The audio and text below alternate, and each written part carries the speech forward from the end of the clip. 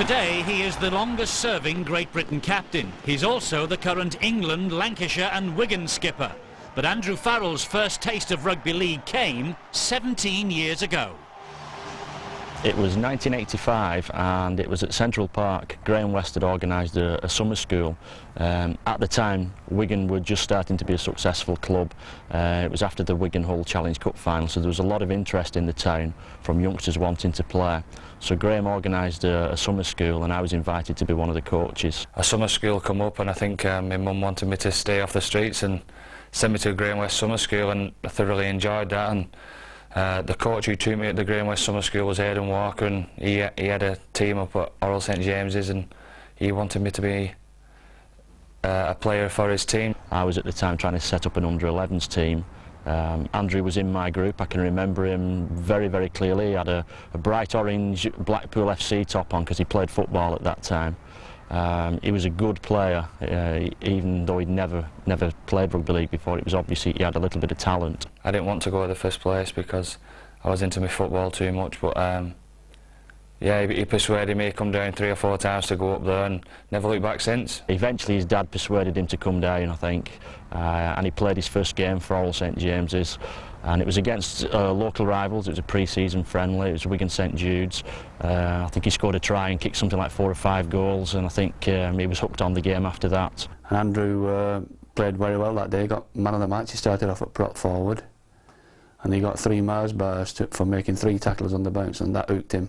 I can remember in my first season I was a bit of a plump lad at 10 years of age, and I started off in the front row, probably because I'd never played the game before, and these lads had been together from 7 and 8 years of age, so just give me the ball and let me run was the tactic, really. We played on a pitch with quite a bit of a slope, and Andrew made a break at the top of the slope, and he was going clean down the wing. Unfortunately, the elastic went on his shorts, and the further he got down the field, the lower his shorts got. Running 90 metres and somebody pulled my shorts down at the last minute and I tripped over and lost the ball. His shorts were near enough round his ankles, and I think he took a bit of stick even as an 11-year-old for that. The success that we had with the team at Farrell, I had some very good players and professional players who's playing today in Super League, like Mark Hilton and Lee Penny and players like that, and many more who made the grade but didn't quite get there in first team. You really had to look at Andy on the training field that you knew he was going to be a world-class player, and I remember my dad saying at the time that he can see Andy becoming captain of Great Britain. He certainly took the game very seriously. He was very, very dedicated from a very early age. It was a good side that he played in, and a lot of the lads have gone on to make the grade, and they were all quite dedicated. But Andrew, probably more than most, was tremendously dedicated. If ever I went round to visit Peter, his father, you know, Andrew would have rugby videos and he'd be studying rugby videos and how different players played. There was players like Ray Price and Wayne Pearce and Langmack and people like that. They was my idols, really, because my dad had a tape which was a motivation tape on those kind of players and their attitudes to the game, and that sort of rubbed off on me, really. Andy was soon to tour Australia himself as Farrell flew down under to face the next generation of Australian schoolboy talent. We'd been up against it in our first game. We'd been cheated in Darwin. They'd played a lot of lads who were overage and we got well beaten. And we played in Townsville, who were a very, very good side, and Andrew that night was absolutely irresistible. We were down with a few minutes to go, and he took the ball, and again he just made something happen and scored in the corner. He then had to convert from the touchline for us to win the game, and he did it.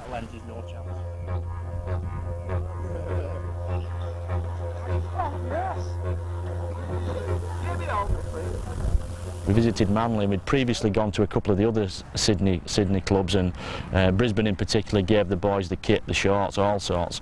And we went to Manly and we were in the dressing rooms at Manly after the game, and Andrew, quite innocently, because he thought that they were going to get given the kit, picked up a pair of socks that belonged to one of the players. Unfortunately, it was Martin Bella, who was about 19 stone, and suddenly across the dressing room you heard Martin Bella scream, "Where's my expletive socks?"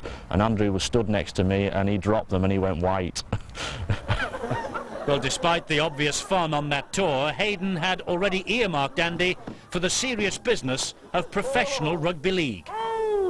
To be a professional player was always brought up to us at Oral St James's. Our coach Hayden Walker was always watching Wigan's training and how professional they was, so we was always brought up to look after ourselves diet wise and do extra training, this, that and the other, and it was just a natural progression for me to do that, and I didn't at any stage really think you know, I'm going to make it rugby league and this, that and the other. It was just something that I did to first of all keep my place at Oral St James's and then progress to get picked town team level, Lancashire county level, and then obviously England schools, which was a big thing then. He was playing for Wigan town team, and at that time for about 14 years old, for a kid to be interested in a professional club was sort of pretty much unheard of. But there was a lot of pressure on, you know, people coming down to him and saying Wigan are here today, Leeds are here today, Bradford are here today, etc, etc. And he played in a Wigan town team match at Knowsley Road, and he was a year younger than all the rest of them. And obviously all the scouts were there and vying for his services that day, and he had a really good game. And as he was coming off, you could see the scouts running out of the stands to try and have a word with him. I remember that in them days reading the local papers like the Wigan Reporter. I think he played at Oral St James, and you know, he was scoring 3 and 4 tries a week and kicking 10 goals, and it was only a matter of time before he turned up at Central Park. Even maybe when he was 14 or 15, you know, people knew Andy Farrell in Wigan. People knew he was going to be a star from that age, so I'd certainly heard of him before he played for Wigan, and you know, he went on to prove everybody right and become the star he is. With me going watching Wigan all my life, Wigan was the club that I always wanted to sign for. He was going to sign professional rugby league, and there was a few other clubs coming first before Wigan, and obviously Wigan had heard about these other clubs coming in for me, and with a local lad, I think Wigan wanted to snap me up. The first time Andy Farrell ever walked into the Wigan boardroom was when he came in with his father, just ready to leave school. And his father Peter walked in, and he was about 6'3" and a giant of a man. And he was bringing his son to talk to us about a possible career with Wigan Rugby League. And in walked this giant behind his father, towering over his father. And I just thought, gee, if he can play rugby league as impressively as he looks as an athlete now, we've got a champion on our hands. It was in the boardroom at Wigan, and we're all sat around this massive table, very daunting. And I think Andrew would have signed for a lollipop that day. I was actually in the boardroom with his mum and dad and Andrew, and to be honest, Andrew only ever really wanted to play for Wigan, and there was lots of clubs chasing him, including when we'd gone to Australia. The Australian teams wanted to sign him as a young player. But he took it all in his stride. I think his mum and dad and me, it was probably more of a big thing for us. He was just quite happy to, you know, yeah, I'm playing for Wigan, yeah, great. He was coaching with my daughter, and yeah, I was very proud of him. He was only about 14, I think, and it was quite an achievement for a young lad. It was obviously daunting for me to go down to Wigan, but it helped me so much as a 14-year-old to be able to go to training and train with the likes of Ellery and Dean Bell and Phil Clark and Dennis Betts and Andy Platt. It brought a youngster on so much, because even though Wigan had just turned full-time professional then, we still trained on a Tuesday and Thursday night, so the whole club, the academy, which was the under-19s then, and the A team and the first team all trained together. He was one of those people that was just after knowledge. He was just sucking up everybody's ideas and wanting to turn up everybody. He was hanging around all the senior players and wanting to train with all the players that were good trainers, like Phil Clark and Andy Platt and Dean Bell and myself. He wanted to train with those kind of players, and we wanted him to train with us. Like, he had loads of ability and loads of talent and a willingness to put himself out. I think there were so many talented players used to come into the dressing rooms at Wigan. A lot of them were being signed, a lot of them were being introduced to the club.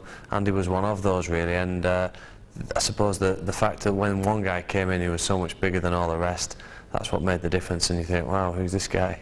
He was big and brash and full of confidence, and he could back that up. He was a fantastic 16-year-old. He was 6'3", and he was a lot heavier than he is now. I don't think they've ever seen any pictures of him, but he had this big, round, fat baby face on top of this body that looked like it didn't belong there. Andrew actually didn't really play academy football. He went straight into the Alliance team with Graham West, who really looked after him. John Morney was at the club at the time, and I think they realised what a fantastic talent he was. He had a great self-belief that he wanted to make it, and wanted to make it to the top, and you know, that really shone through.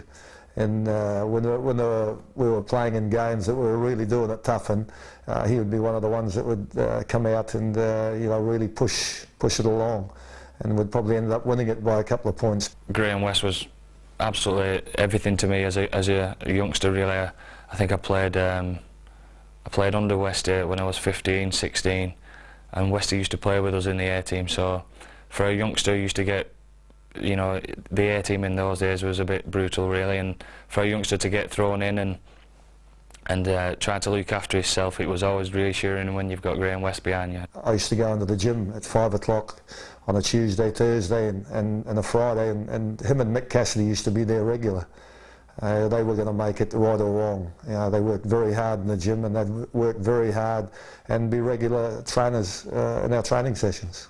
He realised that if he wanted to get anywhere in this game, that he had to work hard, and Andy Farrell has been one of the hardest working players I've ever met. I remember playing a couple of games against Wigan in the A team, and the back row then was Mike Forshaw, Andy Farrell, Barry John Mather, and I remember him just being a fierce competitor and a young kid who I didn't really know too much about, but I knew that he wore the Wigan shirt with a lot of pride and a lot of honour. We kind of had a good rapport with each other, playing on the same side of the field, and you know, I think I put him in for quite a few tries in the early days.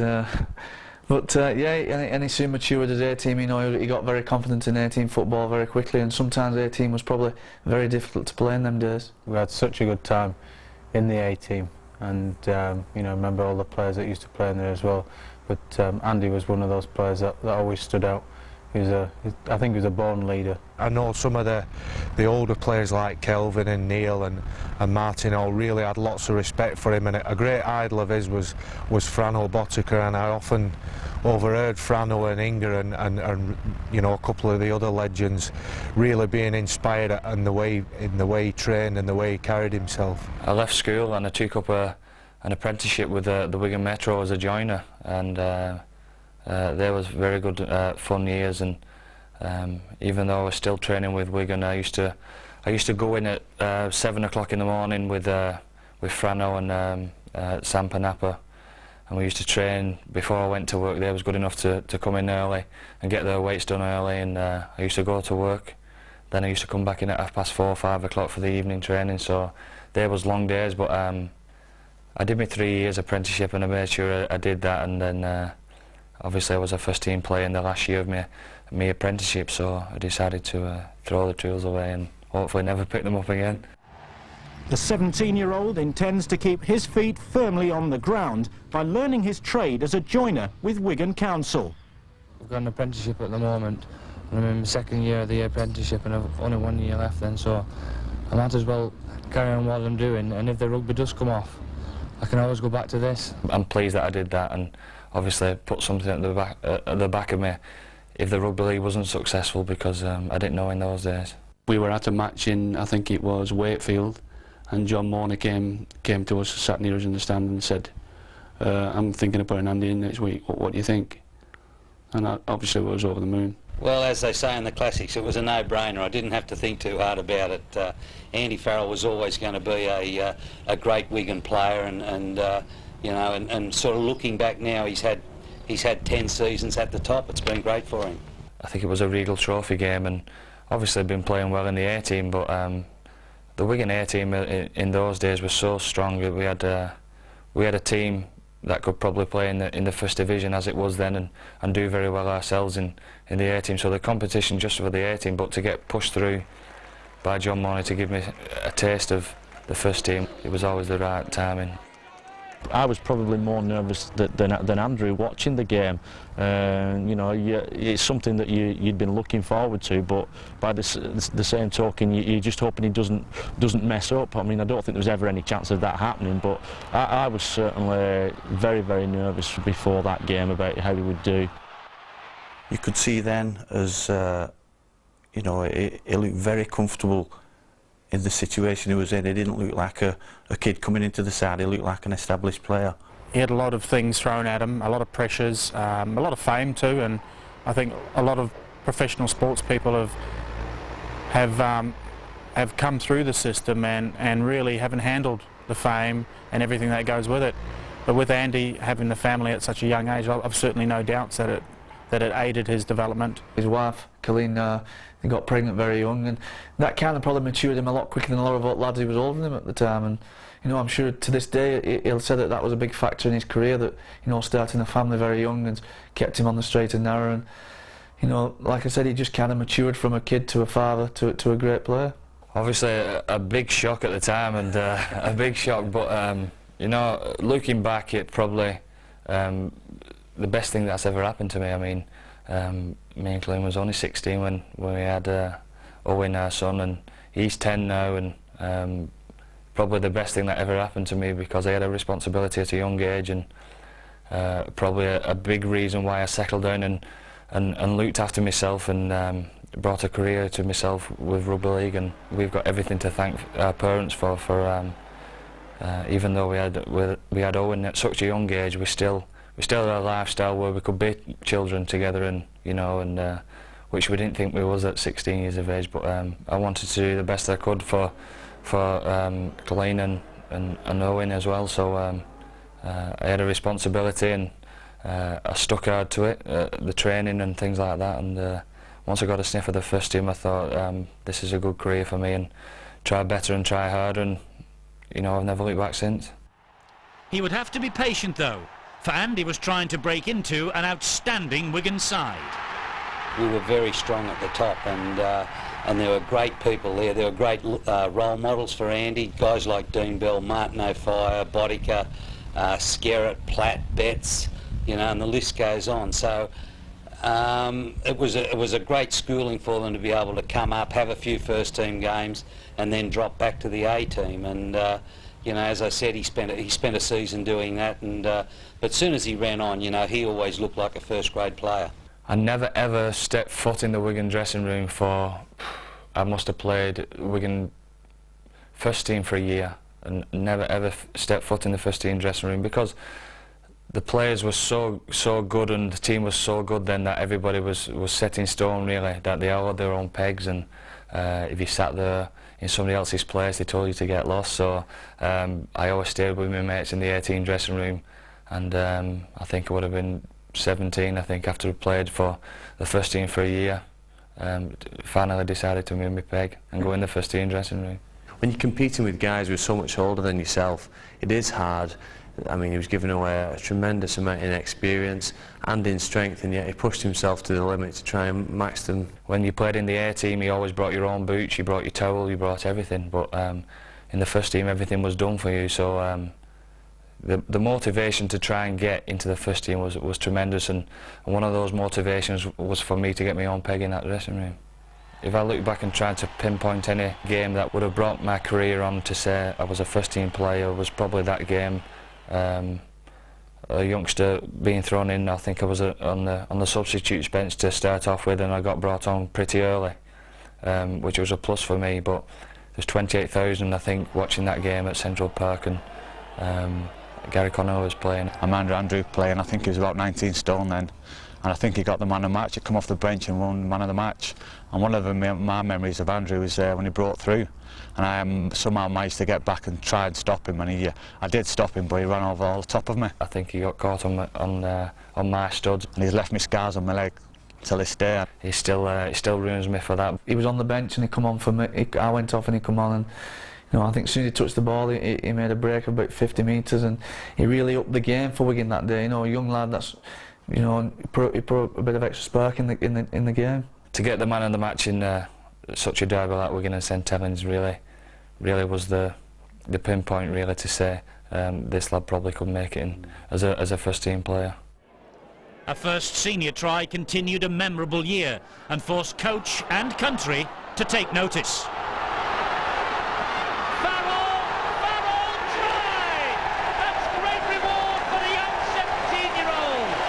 The passion was there at an early age, and if I remember rightly, I think I dropped an international player for him to sit on the bench when we played at Wembley, and you know, it would have been a great experience for somebody at that age to come in and run out in front of all those people at Wembley. John Mooney being John Mooney always had little surprises for people, and I think it was Neil Cowie who ended up missing out on that game for me to be put on as a substitute bench, and I was more worried what the first team players were thinking of me coming into the first team, and obviously they would have been upset for Neil to miss out, so I was more worried about that than the game really. I think he was shocked, to be honest, at first. I think, you know, I think he'd played in a few games before, and I think the writing was on the wall. I think John Mooney was always going to play him, because he was, you know, he was playing really well, and he was coming off the bench, and he was making devastating runs, and I thought, you know, I think John Mooney probably thought he's just the lift we need in a cup final, you know. John Mooney put me in a room with Dean Bell to look after me,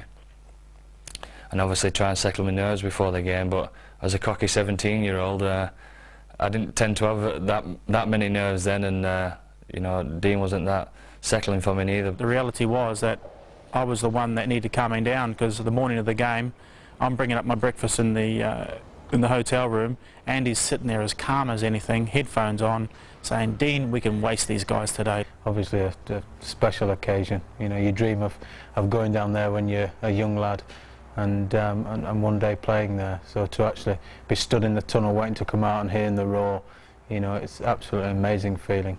And you know, being 19, I think Andy was 18 then.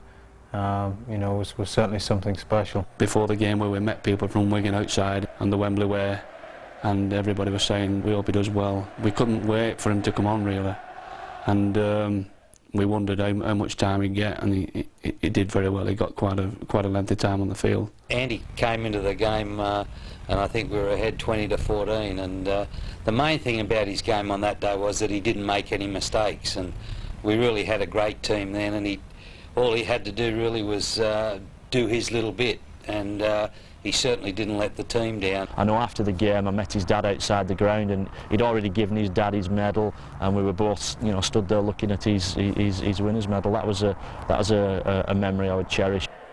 It's Andy Farrell with the cup there. He might have been a substitute, but he was up there to get his medal about fourth. I remember the trophy getting brought into school when I was about 9-10 years of age, and I was in awe of the trophy then. But to actually walk up the steps and lift the cup up was something special, and obviously at that moment in time I thought I'd made it a bit. Probably had about 17 bottles of champagne, and ripped everybody's shirts off and broke chandeliers in the hotel. He enjoyed himself for it that way.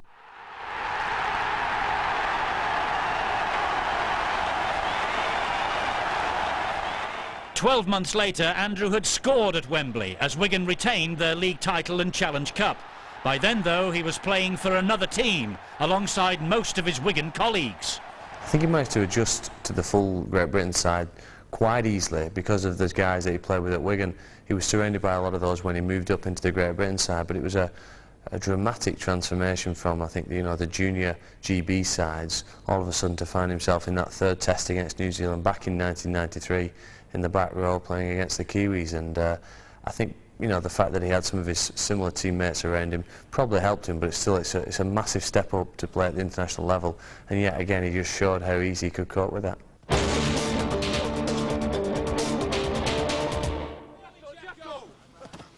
Andy Farrell's rise to the full international side has been as rapid and as unstoppable as one of his barnstorming runs for Wigan.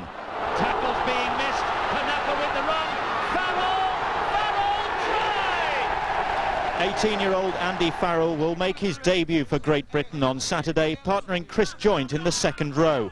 He only made his Wigan debut last season, but with the aid of his 6'4", 17-stone frame, he's established himself as a powerful performer. He captained the successful Great Britain Academy side. Now he's ready for the big time. It's something he deserved. It's nothing special for me to, and I'd be a fool if I didn't select someone, you know, with his at the time with his potential and ability. Malcolm Riley actually rung us up, and to this day I'm forever grateful to him, rung us up and said, do you mind if we put him in? And I think he's ready. And Malcolm actually phoned up and said, and asked permission to put him in, which was absolutely over the moon. We're all jumping around the house and everything when he asked us. I've always been, of the belief that if you're good enough, you're old enough, and certainly Andy was outstanding prospect at that age, and of course he's come through and is one of the icons of rugby league. Andy came into the side after we'd watched him play for the schoolboys in a very, very tough international against New Zealand, in which the English schoolboys had been badly beaten, but Andy had stood out head and shoulders above the rest, and Malcolm really had dragged him into the squad, and he fitted in like he'd always been there. And that's one of the great things, that the assets that Andy's had, that he always looked like he belonged in that higher class of arena. Really tough for Andy, because I also knew that he was going to get capped by Great Britain. Like I say, it's just a matter of time, and watching him walk out on TV and out of stadium, it was a great honour for me, especially to play alongside of him. I think it was a reward for me from Malcolm by playing very well in the academy level and then at the under-21s, and I suppose he had the luxury of trying out a youngster at first team level with the series already wrapped up. I think we beat New Zealand by a record margin, and of course that was Andy's first international game, and I believe he scored the first try. Fantastic. I know it was the left-hand side of the ground, near the top where the south stand is there, and he was ecstatic. Why wouldn't you be, scoring a try for Great Britain at such an early age? I scored a try, and although it was only 10 metres, it was a try at international level, and I enjoyed that immensely. If you score a try playing for Great Britain at that age, it was a big tonic for him. Probably took a lot of confidence out of it, and I think, let's hope he's got a few more tries left in him at international level. It was a very special Great Britain team then, and obviously I've played in a lot of teams that's lost series as well, so it's very nice to be involved in one that we did win. The New Zealanders just had no answer to our boys' tactics, which included one powerhouse called Andy Farrell. Nobody could deny young Farrell's debut day of glory. A pass with flying colours. Yes, our new boy really did do the Andy job and clean up the Kiwis in a very big way.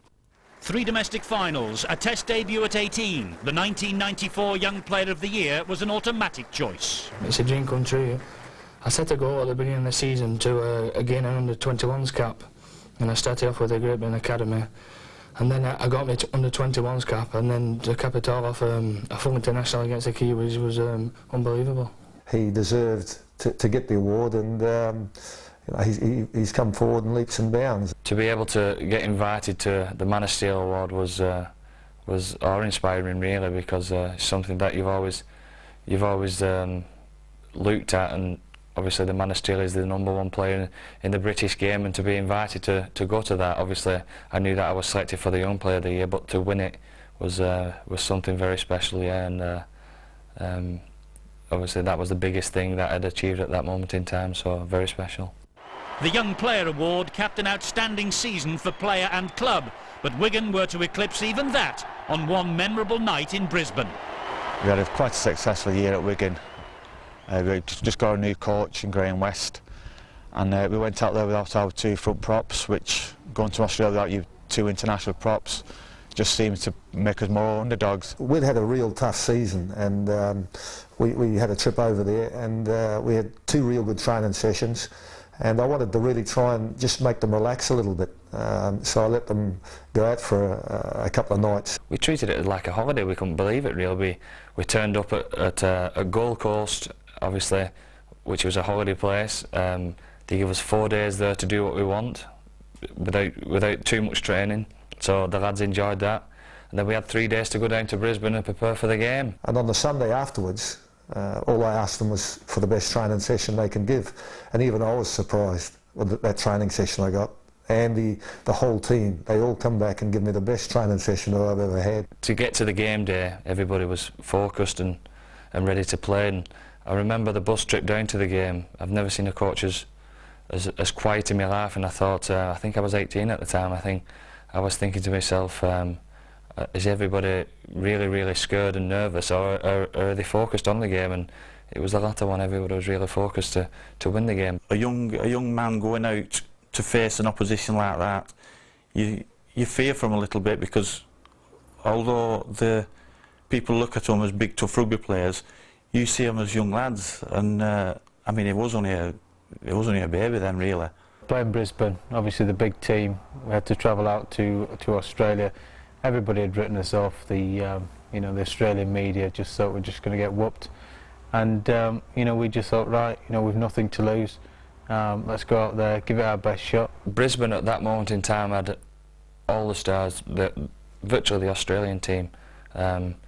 People like Steve Renouf, Glenn Lazarus, Hancock, they had everybody. We had a look at a bit of the Brisbane video, and I said, well look, the whole year you've gone out and given your best. There's not much really I can say, let's go and do the job. And everybody sort of looked, and then went out of the room quite determined to go out and give a good performance, and that's exactly what they did. The lads got together and thought, right, we will give it our best shot. Went out there, you know, and we just we got stuck into it. To get off to a good start there, obviously give us the belief that we could go on to win the game, and you know, it's probably the biggest win in the club's history.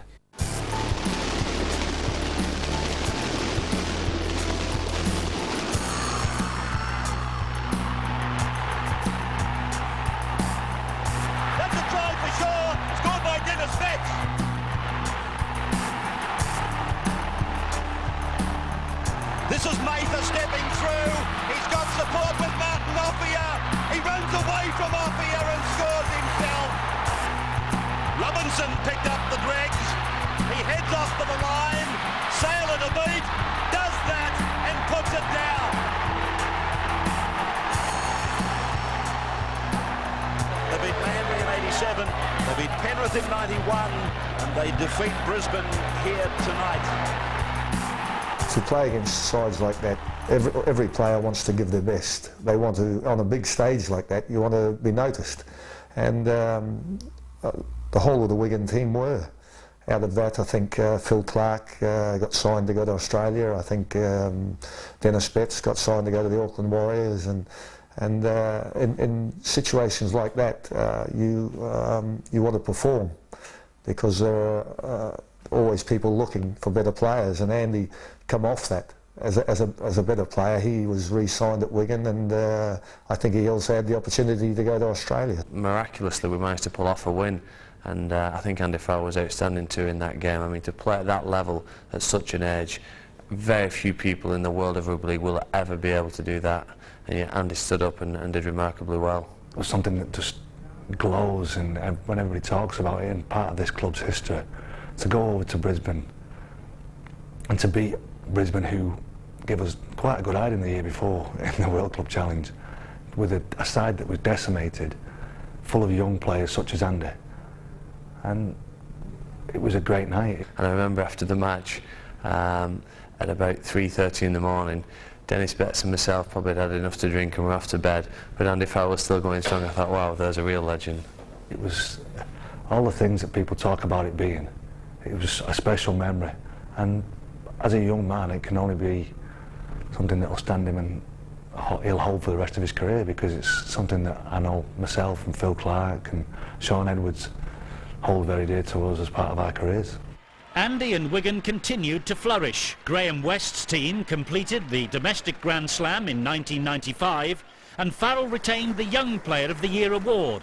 Fittingly, the British Games' most successful club would also lift the Centenary Championship the following year, after Andy had experienced his first World Cup with England. Andy would share Wigan, England and Great Britain honours with Gary Connolly, a partnership which blossomed off the field. We just started to hang around together. We had Lauren coming, we was both young lads, and both played at Wembley at 17, and I don't know, we just become very good friends, and we're still good friends now. He comes from St Helens, he was playing at Canterbury at the time, and I think because we were both, well, Gary's a bit older than me, but he was like a kid then, so our girlfriends obviously got on very well, and probably very similar in the way that we go about living our lives, this, that and the other, so yeah, we was very good friends from the start. I think it was one night after the third test he asked me, and I was gobsmacked really, because there was Andrew Farrell, somebody who I looked up to even though he was younger than me, asked me to be his best man at his wedding, and I was more than happy to do it. I was made up when he asked me. They'd been together for quite a few years, and we'd really got to know him well, and there was no problem. I knew she was going in a nice safe pair of hands. I remember getting to the local pub at some 9 o'clock. We knew the landlord and he opened up especially early, and the pub was right across the road from the wedding, and me and Andrew was the first one in there. I was on doubles, he was on singles, and by the time he'd come to the church, he's got a little son called Owen. He was about 5 then, and I was supposed to look after him at the wedding, but he come up to me and said, "Gary, hold me hand, I'll look after you," and I think that's the way it was. He looked after me more than I looked after him. I remember Owen being dressed up in top hat and tails that day.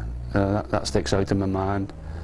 And Gary Connolly's speech as best man. To get up and to speak in front of the rest of the team who was there at the wedding, and you know, the other people that was there, family and friends, and it was a bit hard for Gary. And while we was having the photographs took, he threw a few drinks down beforehand, and he ended up speaking for about an hour and a half, and we couldn't sit him down. So I remember Gary Connolly's speech. I wish you could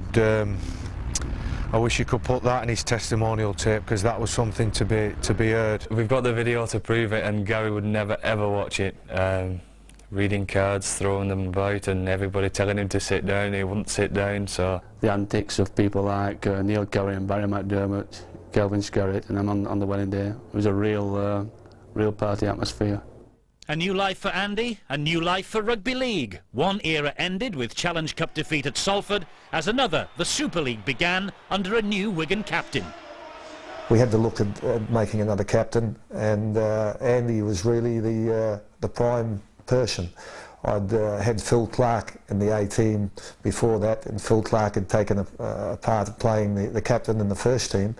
And Andy had been the captain of the A team and led very well, and he was really the natural progressor to the first team. Obviously I wanted to be captain of Wigan, but never made it a goal of mine to be captain of Wigan, and never made it a goal to be captain of Oral St James's or the Wigan A team, which happened as well. I considered him the best candidate for the job, and he just took it over straight away, no hesitation whatsoever. It's just the way that I played the game. I always was very talkative on the field, and always tried to play the game, every single game that I play still to this day, as hard and as first as I possibly can. So obviously coaches have seen that in me, and probably a natural progression would be captain. It was a tremendous honour for him, and for all his family. It just made everybody proud. It was a great day when he got made captain. Still to this day, obviously being a local lad as well, it's everything to captain Wigan. He's always been a leader. Like, even when Sean Edwards was captain, he was always a leader, the way he played the game, and he just goes out there, what he says, it's not idle, like chit-chat when he says it before the game. What he says, he goes out there and does it. He doesn't ask anyone to do something that he couldn't do, and he always leads by example, and to me that's what captain should be like. What makes a good skipper is exactly that, playing well every week. Having a good attitude, probably a role model, yeah, for people coming through at the club. And you know, obviously you can't have a captain that doesn't turn up for training and doesn't try his best in every training session, and doesn't try his best in every single game. So you know, as I say, it's the way that I've been brought up through the Wigan years of such great professional players that's rubbed off on me. Dean Bell was the captain, and he had number 13 on his back. Before that, Ellery Hanley was the captain of the side, and he had number 13 on his back. And now Andy slipped into that role. So you know, he's an inspiration for the club now, but he had some great captains and people to follow. Dean was, as I said, he's the type of captain that played his heart out every single game, and he didn't care who he was playing against. You knew that if you played against Dean Bell, you was going to be in for a very hard game, and everybody followed in Dean's way. And no matter who we played, whether it be a second division side in a early cup round, or playing in a cup final, Dean was the same every single week. And as I said, that's how a captain should be. There's a lot of pressure, but I'd like to think that, you know, both myself and Ellery and other players, many famous players that that have donned the Wigan colours have played a part in really sort of setting a good example for Andy, and I'm sure we did. But you know, he's taken to the captaincy role like a duck to water. You know, he's very mature in his approach. He always has been. To find consistency and to find it continually, week in, week out, and continually from a young age, and have all the responsibilities. I think he's carried the mantle of responsibility absolutely wonderful, and that's why I admire him so much. The 1996 Premiership triumph was Andy's first major trophy as captain, and it ensured that Wigan wouldn't end the first summer season empty-handed. His leadership didn't go unnoticed. This year's Man of Steel is a former winner of the Young Player of the Year award. He's one of only 3 men ever to have retained that title. He hasn't missed a match for his club throughout this first Super League season. In 1993, he became the youngest man ever to collect a Challenge Cup winners' medal when he appeared in the final as a substitute. At 18 years and 5 months, he became the youngest forward ever to play for Great Britain. This year, he became the youngest ever captain of his country when he led England in the European Championship. And this autumn will become the youngest ever tour captain in history when he leads the British Lions down under. Ladies and gentlemen, in case you haven't guessed, the man who is this year's Man of Steel of 1996 is the England, Great Britain and Wigan captain, Andy Farrell. To get the Man of Steel, it's the #1 player in the British game at that moment in time in that season, so that speaks for itself. It's the biggest accolade you can get for that year, so it was very special to be able to win Young Player of the Year, and then to go over to the Man of Steel was brilliant. I set goals every single year in the off seasons when I'm running up the hills and running in the rain, things like that, and I'm working out. It's always in the back of my mind because every year I want to win Man of Steel, and whether it happens or not, whether the team does well or whether I do well individually or not, it's still always be a goal till the day I finish. At Great Britain level, the coaches obviously look around who's leaders at the clubs, and probably at that time I was playing very well, but still a youngster to be able to be named Great Britain captain. So to be named Great Britain captain at 21, I think it was unbelievable, and as I said, it's the highest thing in rugby league in my eyes, because as a youngster, when you first sign for Wigan, you never dream of playing for Great Britain. Obviously, as the years go on, that's your aim to play for Great Britain, but to get captain of your country is, in my eyes, there's nothing better than that. He's the serious man. He's the link to the coaches, and you know, if we have any problems, he's the one we'll go to. I think he's approachable, and he's level-headed. He's always looking to improve himself as a player, listening for advice, picking bits up from anywhere that's available, and he's a great leader. I think Phil Clark had captained Great Britain before me there, and Dennis Betts would have been the natural progression to come through and captain Great Britain. Dennis was playing over in Auckland at the time, so I think Dennis would have been a little bit shocked for me to get captain in front of him, really, but you would never have thought that, because the way that he was and the support that he gave me and the help that he gave me as well was second to none, and I want to be able to do that kind of thing, captain Great Britain at senior level without people like Dennis behind me. It was great to work with him, and we bounced off each other, and I wholly supported everything that happened, and I think that tour was a great learning curve for him as a captain, and he led from the front. He was one of the best players on the tour, and he's gone from strength to strength. I think his great assets have been that his leadership skills have never waned under all the criticism and all the stuff that he's taken about Great Britain not winning test matches or winning series. Andy Farrell has been a constant. He's performed and worked hard at being the player that he's always wanted to be. I think he's a very, very key member of the national side. I'm not saying for 1 second that one player makes up the whole side completely, but he has a huge influence on the side. And you can ask any of his peers how valuable Andy is. He's just a tremendous player and is needed on the park and around the whole camp as well. I've played under some fantastic captains, and Faz is probably the best. Andrew Farrell's got a lot of composure at international level. I think when he's composed, that's when he plays well. I think what Andrew probably knows is, you've not to get too worked up at international level. I think you know, you've got to stay composed, and he's got to make people around him feel at ease, that he's not, you know, he doesn't want to look tense in front of the young lads who are coming in the team. So, you know, I think that's a great thing that he's got going for him. It's a big lump in your throat when you see your son walking out in front of so many fantastic players as there has been in every international team I've ever watched. It was a tremendous feeling to see him lead the team out, and to be honest, that doesn't go away every time he leads the team out, either at Wigan or for Great Britain. I feel the same. I set my goals every single year, and Great Britain to me is the pinnacle, and to be captain of my country and is that will never ever be beaten in my eyes, as far as high as you can get in rugby league, and something that I'm extremely proud of, and something that motivates me to keep doing. Andy would face Australian sides as captain of club and country in 1997, first in the World Club Championship. Obviously the game at Canterbury away was a massive win for us, but I think we got beat off Newcastle Hunter Mariners at home, which was a tight game, a very good game, but we got battered off Dave Furness' team in '97, and he goes on about that every single week. I've never let him forget that every time, you know, if we sort of get together and talk about a few games. Dave tells me they rattled up over 100 points within 2 games against us, so not very good memories against Canberra. Having faced each other at club level, now Britain and Australia clashed on the international stage. At the age of 22, Farrell has been handed the task of leading his country in the Ashes series. But having captained the Lions down under last winter and led Wigan, he's no stranger to the pressures of the job. Time for Britain to spark. Time for Britain to square this Test series.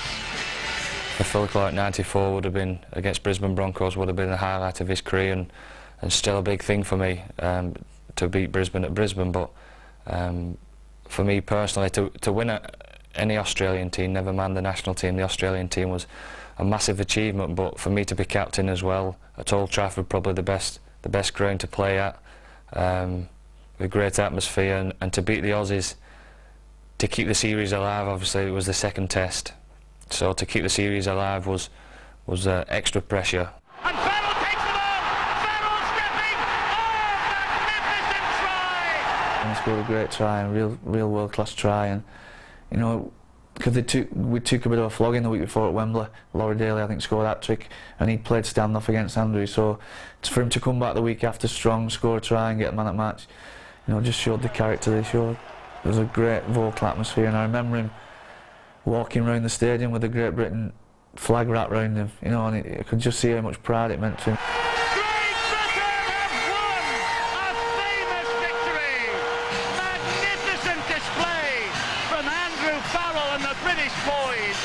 For me to play well and get the man of the match in that game is probably the best game that I would pick out in my career so far. Well, if Old Trafford in '97 was Andy's greatest memory, Wembley in '98 has to be one of his worst.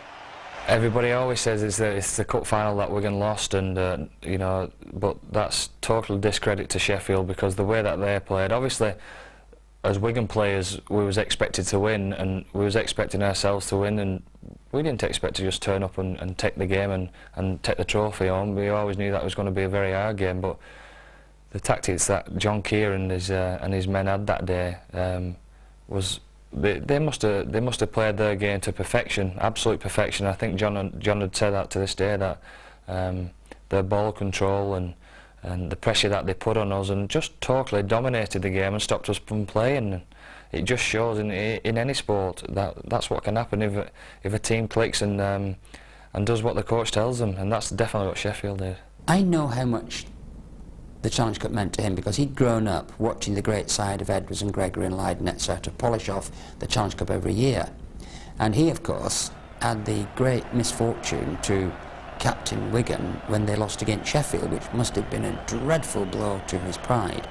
Sheffield that day were absolutely on fire. Everything they did, everything they tried turned to goal, and John Keir prepared his men really well. They had a definite belief, and they believed in themselves, and it just goes to show when you're an underdog, if you believe in yourself and you go out there and do as you're told and do it to the letter. As I say, I think they had they had 100% performance on that day. I don't think they could ever wish to play any better than that. You've had a lot of ups and the downs. You've got to be gracious when you're down and accept that the better team on the day is beating you. He's the type of bloke that if something does go badly, he'll just redouble his efforts to make sure that next time it won't happen. Our first game after the Challenge Cup was to play Sheffield away at Sheffield, and the way that we approached that game, I've never played in a team that has been as determined to win a game, and we absolutely smashed Sheffield away, which put us on a good road. And obviously there was only one other trophy to play for, and that was the first grand final. They'd had that horror show in the Challenge Cup final, and there was a lot of pressure on. A lot of teams were thinking that Wigan weren't the force that they used to be. A lot of pundits were saying that Wigan were a spent force, and it were looking like it were going round in cycles and it were another team's turn.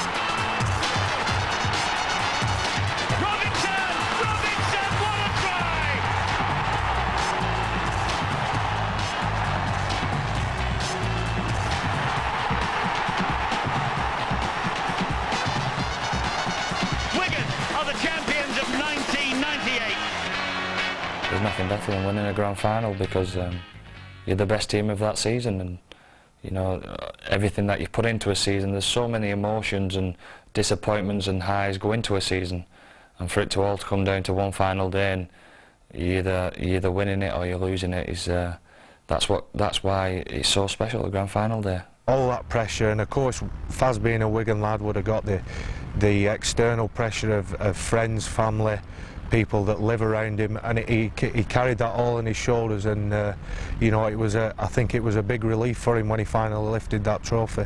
You know, just as you come into the stadium here, you see the big picture of Andy getting the Super League trophy, and certainly still sends a tingle down our spines every time we see it. It was everything that everybody expected a grand final to be, which was tough, hard, very close game, intimidating.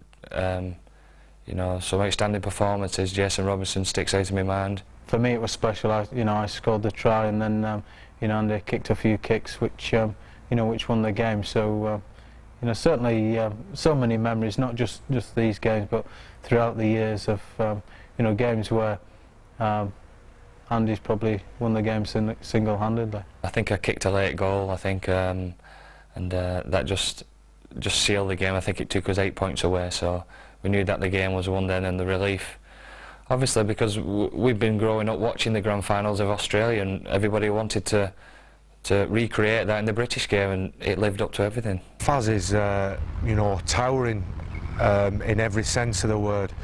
He's a good weights man. He works incredibly hard at his fitness, and his physique's second to none. And I think the fact that he's got such a passion and such a desire to win every confrontation, not just the game, every confrontation that you get involved with him. If you don't win it and you come off second best, then you know it's your own fault, because his commitment gets him through. He's always got a laugh and a joke for you, Faz, and if you bounce off him and you don't make the tackle, he's always one to laugh at me, he's Faz. I think, you know, he's got so many strengths to his game that, you know, he's not an easy person to coach against, but you know, quality players aren't, and I think really it's sort of testament to the way his career has gone, that, I mean, every time that opposition face Wigan, no doubt the opposition coach is the most common name that they talk about would be Andy Farrell. Well, I think fear was one of the things you had with Faz, because you always knew he was going to do you damage. But you know, I always respected him from afar, and after meeting him a few times beforehand, you could see he was you know, a deep thinker about the game. He's got immense skills, great vision, outstanding kicking game. Physically, he's very well prepared, mentally tough. I personally had to be aware of him all the time. I knew what a talent he was, and I mean, he's surpassed me, myself, as an individual player. I mean, he's got so many facets to his game. His kicking game's enormous. That's one of the areas we had to watch when he came to Headingley and played against us, or when we went up there to play against Wigan. Manly in '87 was one of the great nights at Central Park. Ellery, as St Helens coach, would also face Wigan in the last ever game there. but the night that Manly turned up is a special Farrell memory. The game was kicked off at 7:30 and I was on the front wall at 4 o'clock waiting for the game, and the atmosphere was unbelievable. And my dad used to always tell me about the atmospheres that used to be at Central Park with 40,000-50,000 on, but I'd never seen it like that, 37,000, and that was probably the best atmosphere that I've ever been at a rugby league match. I remember going there when I was 10 years old and watching games with my auntie and my granddad. I remember going to one game with 47,000 on. I went with my granddad. I went to the toilet at half time. I couldn't get back on the ground. As a youngster, I used to drive past, going up to my grandma's house, and my dad always said, "There's heaven." You know, that's what it was to the Wigan people. It was heaven, and Central Park was, and it always will be. Being Wiganers and going there and watching the matches, and then to be involved in the last one of all time, it was emotional. The local Wigan lads asked Andy Goodway, could we have a meeting to the rest of the lads from Yorkshire and the rest of the lads from Australia, wherever, and we stressed just how important this game was, and there was some tears in that meeting during the week because of how much it meant to the players in general. There was a tremendous lot of pressure on the players because if you think about the illustrious, almost unbelievable history of rugby league at Central Park, to have to leave it with the defeat against the old enemy St Helens would have been unbearable. I know that players like Andy and myself, because we've been there for so long, the feeling that we had of being at Central Park and all the history there, and to think that it was the last game, really put a lump in your throat, and to be playing the arch rivals St Helens, I just knew. I turned up that day, Andy knew as well. We turned up that day and we knew he was going to win.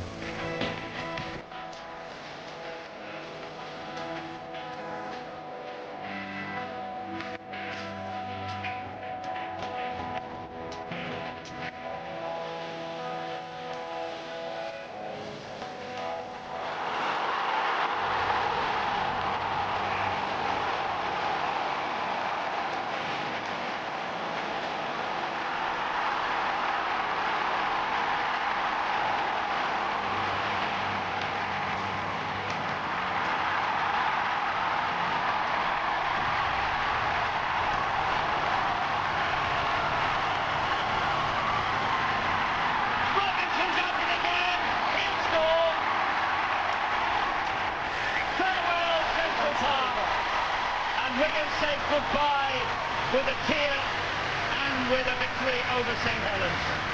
Now everyone puts pen to novel now about Central Park, and the end with the great victory against St Helens in the final game.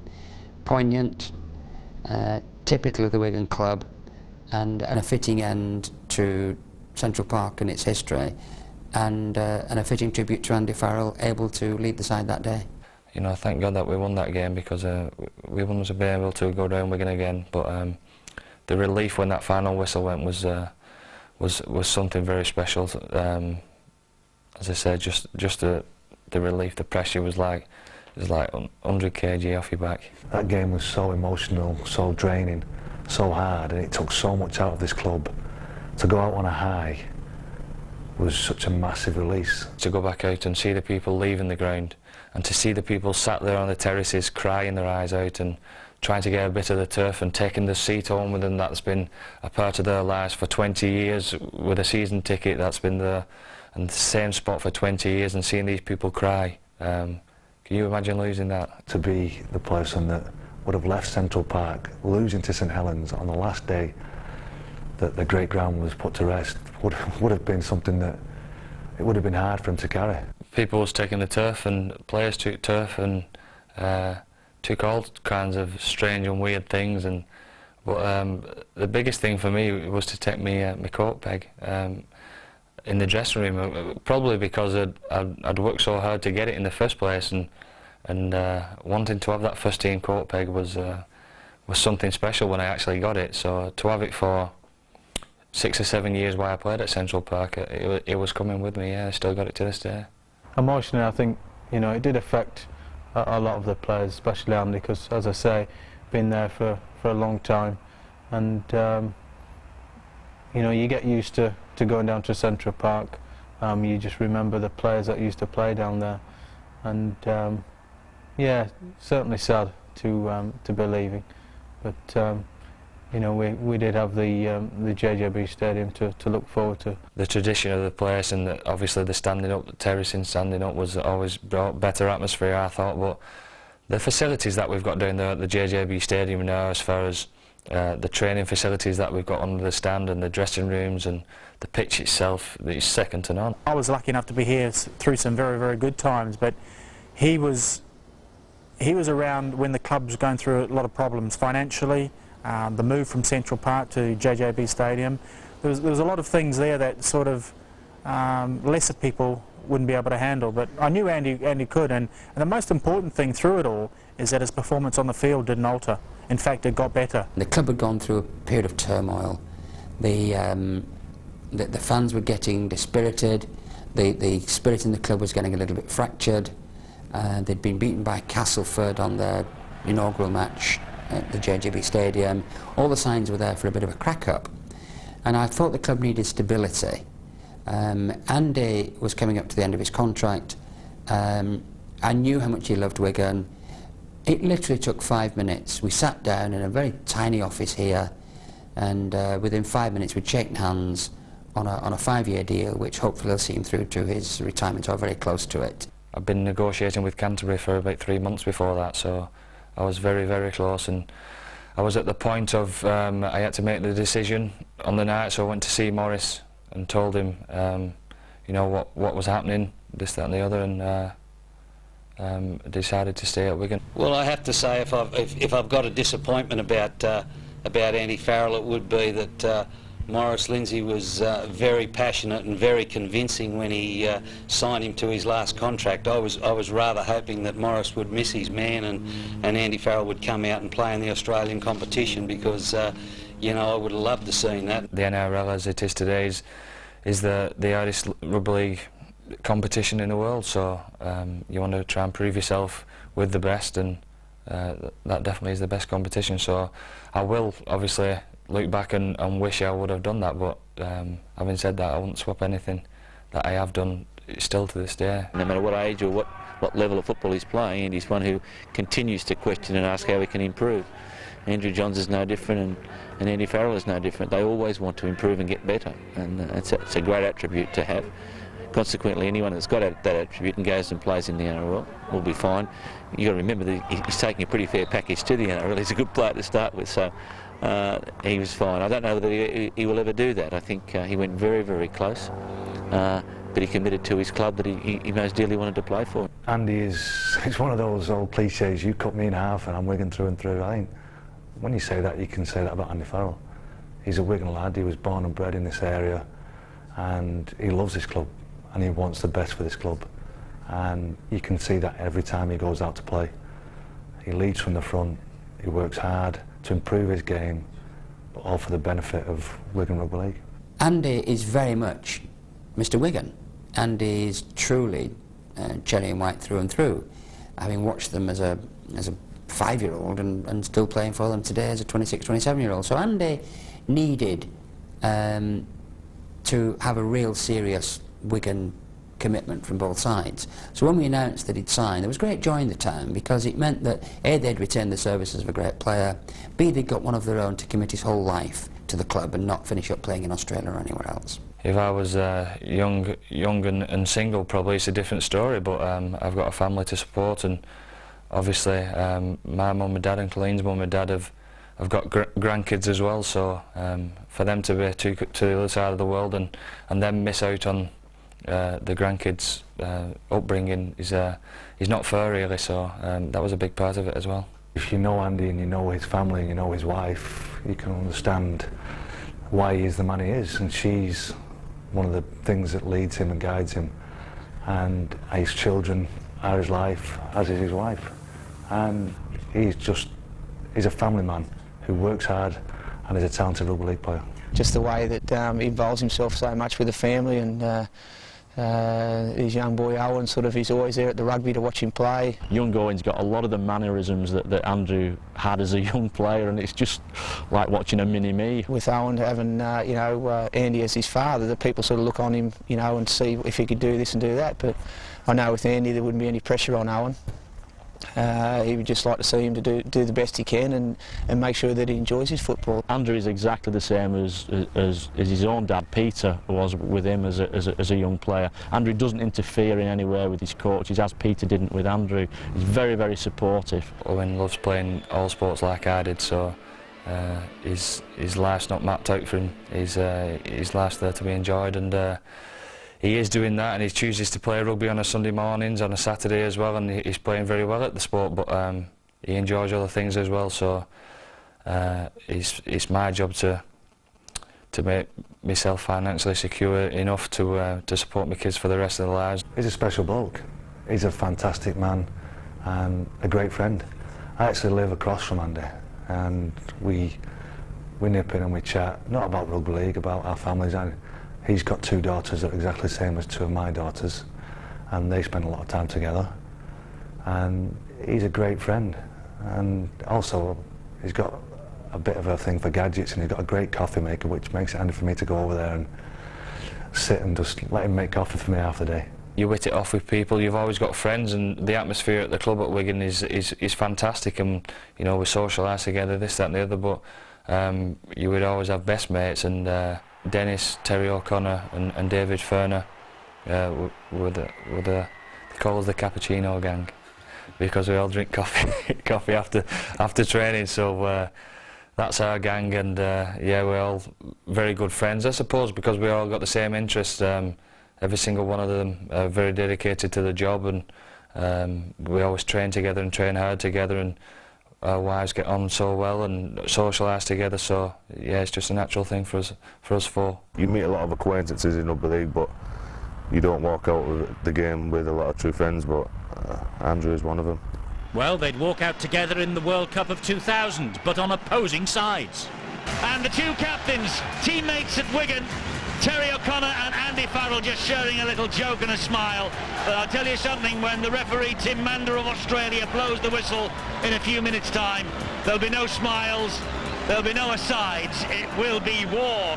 It's very strange, because obviously Terry's one of my best mates, and to play against him and for him to be captain of his country as well, he was foaming at the mouth. He was that fired up to play against England, and obviously he was proud to captain Ireland, so for me to go out to do the toss with him and shake hands with him, I tried to crack a little joke to him. Obviously he wasn't having none of it, so he was very focused on that game. I was really psyched up for the big game, and I come out and I seen his face, and that was it, just burst out laughing. It was a very big disappointment to Terry, because he so much wanted to beat England, but I'm glad we beat them, because I would have never lived it down to this day. But I enjoyed playing against him, because as you say, you do want to test yourself against the best, and he is the best that we've got in England. We'd had a strong tournament. We had a great game against Ireland, where I know that he enjoyed playing against his mate Terry O'Connor.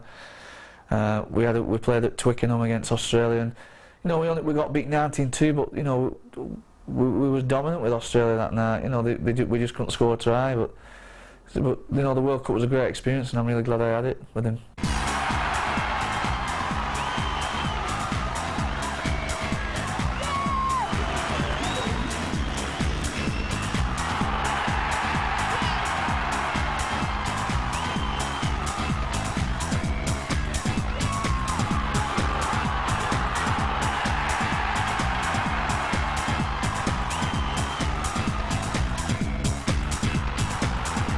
Farrell gets his first try of the World Cup tournament.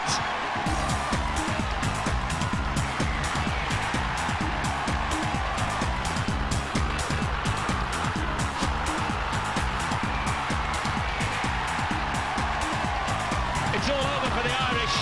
England are in the semi-final.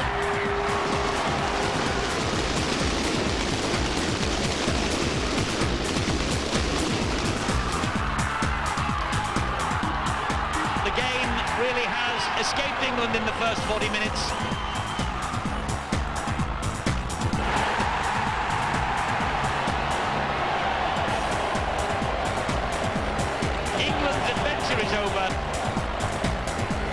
I wanted England to go all the way and win it, and we had some decent performances, but obviously for Australia and New Zealand to play in the final was very disappointing for us because we thought it was good enough to get there.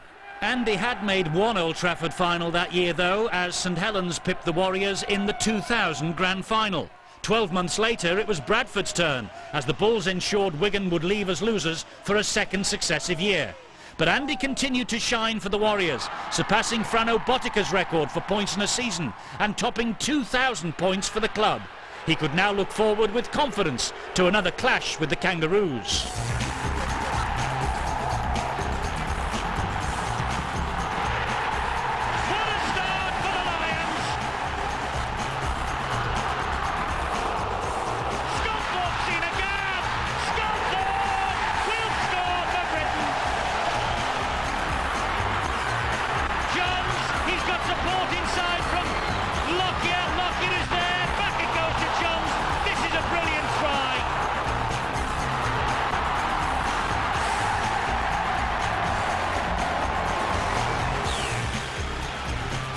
The moment we've waited a generation for.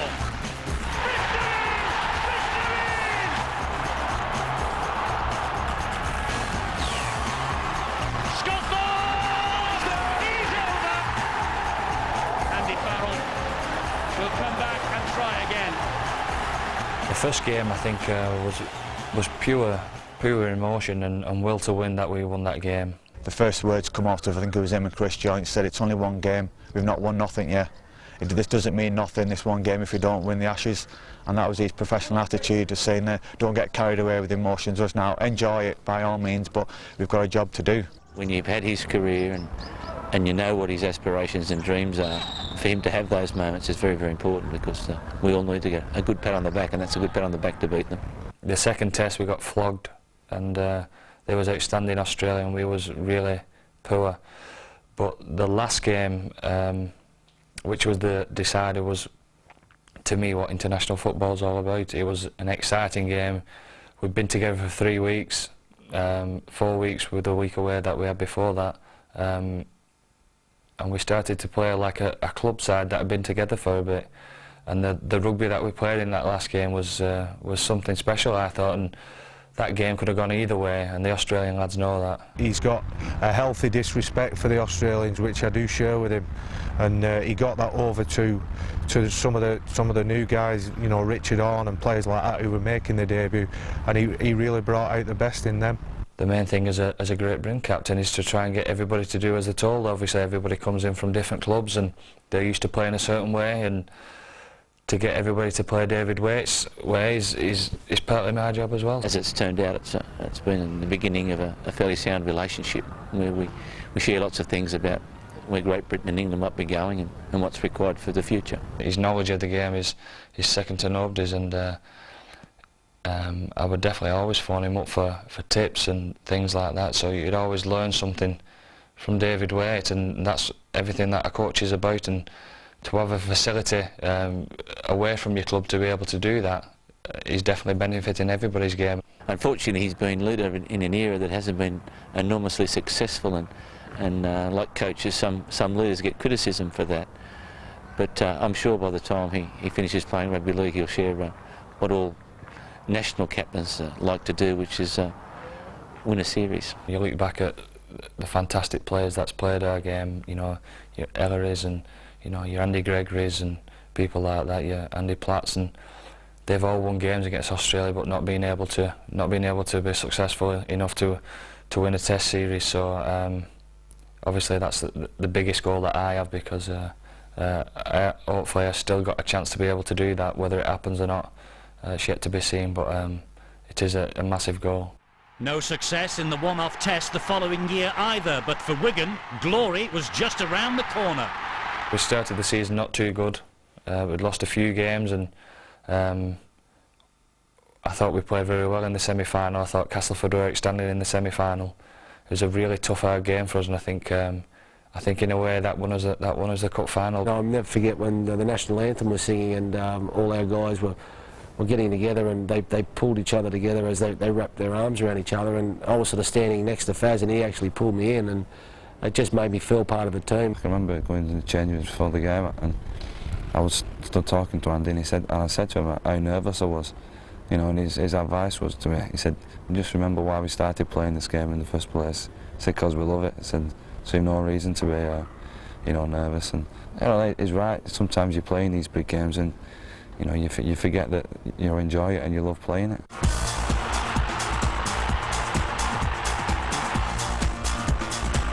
try of the game goes to Brent Dallas.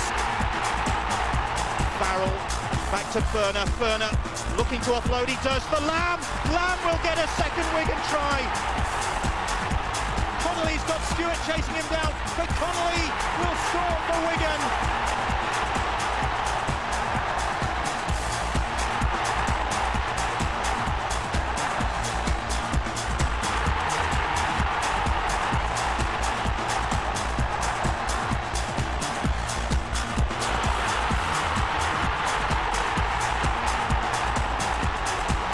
I remember us all being so nervous because of what happened against Sheffield. I just remember being a big sense of relief when the final whistle couldn't come. Although it was quite a convincing win, the relief after, I think, as a family and wanting Andrew to do well and lift that trophy, I think was reflected in Andrew's face when he got presented with a cup at the top of the stairs. He sees on the wall in here at JJB a lot of great captains with Challenge Cup, holding the Challenge Cup trophy up, and I think it was one big goal of his to be able to do that, to achieve that. Just to see him hold the Challenge Cup up, I know it's meant a lot to him, and as someone who's been there and not actually raised it as a captain, but has been and won the Challenge Cup 7 times and been involved in it 8, to see him do that was a great moment, and to share it with him as part of the backroom staff, I felt really proud for him. To see him lifting that trophy up, I'd rather him lift it up than me. It was just a pleasure just to see how much it meant to him and see his face when he lifted it up. And I think he said, "You little beauty" or something. I think it showed on my face the emotion and what it meant to lift that trophy, because, as I said, the Wigan club had come under some stick.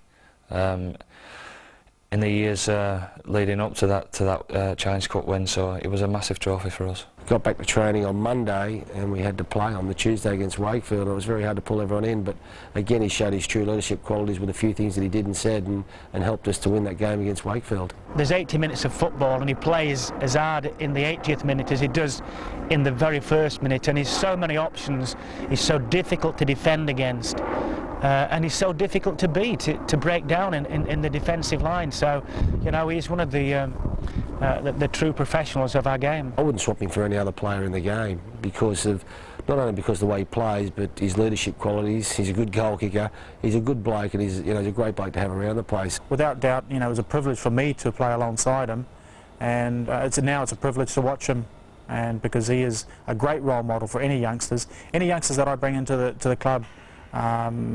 I say, you know, if you want to know how to play the game, watch Andy Farrell play. I'll tell you something about Andy's personality, really. When I was talking to him last weekend, he'd just been to watch the Wigan under-17s play in the grand final, and their loose forward, a guy called Dave Allen, just got man of the match, and he said to me, "Wow, this kid's good." He said, "You know, he'll be in the first team in no time." He said, "I'm going to go and do an extra training session in the gym tomorrow morning," and I think that's one of the reasons why he's managed to stay at the top for so long. Is the fact that he's competitive with himself, really, and he wants to keep himself going and pushing himself as far as he can. In fact, the best players in sport don't always compete against the people around them or the guys in the opposite team. They compete against themselves, and he's managed to do that for the last decade, and hence the reason why he stayed at the top. He's the kind of bloke who wants to get better all the time. You know, in training he pushes himself as hard as he can go, and I just think, you know, he's got a lot to prove to himself yet. You know, to us players and to the coaches here, he's got nothing to prove, but as an individual, he still wants to go out there and show people. I have an ambition to win the next game. I have an ambition to get up and train my hardest tomorrow, and that's my ambition. You know, I get a schedule every week at training, and I fill my own parts within that schedule. Where could I do some extra training? Where could I watch a video? This, that, and the other, and yeah, I set myself goals every single day to do the best I can within the game, and that goes on to the next game that I play, and then the next game after that might be an international, so they're all the same. There are things that he hasn't done yet that he would really want to go out and do, and I think he'll be working very hard to make sure that he can pick up those goals. if I still feel like I am today and enjoying the game and getting up every morning and being excited about going to work, and I still love putting rugby league on the television and watching the sport in general, so that excites me, and I can't see that ever fading, and but I will be smart enough to realise that the body can't take it anymore. When that comes, I don't know, but hopefully I'll be able to retire about 33ish, something like that. Who knows? 38, 40. What he needs to focus on now is where he goes after rugby league, and I think that is in the back of his mind. I've talked to him recently, and I'm sure he'll be a success at whatever he takes up. I'd like to see Andrew get into coaching in the future. I'm absolutely certain when he gets into coaching he'll be just as successful because of his personality. He has certainly attributes as far as being a leader. Most head coaches of clubs are leaders of clubs and leaders of men. So that part fits comfortably. Football knowledge fits comfortably, and then the rest of it's to do with motivation and desire. To not be associated with the sport, I couldn't dream of that, and you know, if it's a natural progression to become a coach, well, so be it. So I would enjoy that as well. I've got the fans to thank first of all for 10 fantastic years. But as I said, the club in general, I couldn't have been at a better club in the world than Wigan Rugby League, and to play there for 10 years, you can't ask for more than that.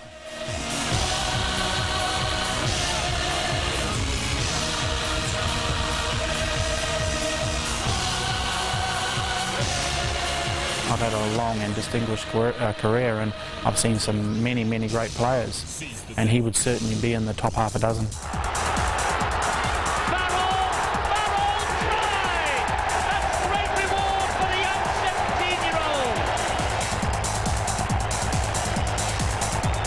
I wish Faz all the best, and I hope everybody gets behind him, because he's a fantastic ambassador of the game and a great friend to me, and he's always been there for me, and a great source of inspiration for me, and not just me, everybody in rugby league.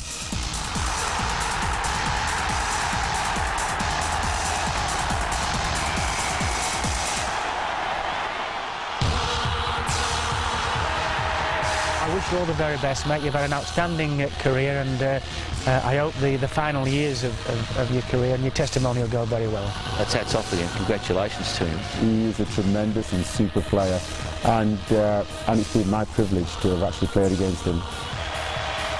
And Wigan are the 1996 Premiership winners. And Farrell takes it on! Farrell stripping! Oh, magnificent try! I'm proud to be associated with Andy and the Wigan club, and you know, I count him as one of my friends, so you know, I just hope that he keeps enjoying his rugby league. I've enjoyed every minute that I've played with him, and long may we be friends. Have a great one, mate. Farrell has kicked them to glory. Wigan are the champions of 1998. Farewell Central Park, and Wigan say goodbye with a tear and with a victory over St Helens. We're all very proud of him as a rugby player, but I think we're even more proud of him as a person. Both his mother and myself are immensely proud of him, and we always have been, even before he played rugby.